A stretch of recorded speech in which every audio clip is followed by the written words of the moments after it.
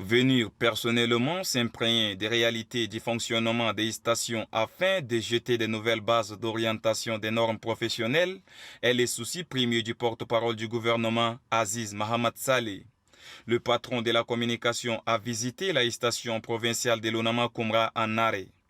Des instructions fermes ont été données d'établir un plan de redémarrage urgent. Force est de constater que la station ne fonctionne pas.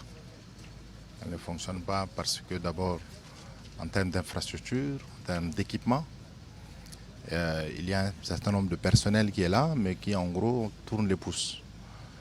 Donc on est venu voir, il y a déjà un début d'exécution de la feuille de route, mais on espère que dans les 3 mois, on puisse rétablir la station de Koumra et qu'il y ait surtout des programmes provinciaux au niveau de la station, au niveau de ce qui se passe dans la province et qui doit s'adresser d'abord aux populations locales.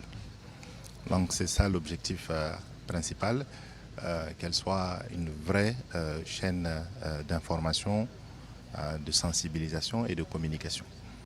Après la visite, porte-parole du gouvernement a tenu une rencontre à la résidence du gouverneur élargie aux différents chefs de services déconcentrés de l'État et responsables des médias publics et privés de la localité. Le chef de la station provinciale de l'Onama Koumra, Apolline Gani, a présenté les difficultés auxquelles est confronté cet outil provincial de communication.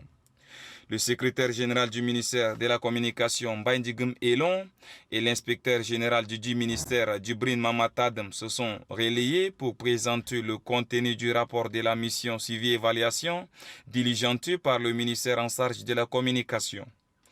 Le gouverneur de la province du Mandoul, le général Adam Fortey Amadou, a quant à lui plaidé pour le renforcement du personnel qualifié et des matériels de travail. Le ministre des Communications, porte-parole du gouvernement, Aziz Mohamed Saleh, a axé son message sur le rôle prépondérant des médias publics et privés dans le cadre de sensibilisation, d'éducation citoyenne, de conscientisation et d'information surtout en cette phase de refondation du pays.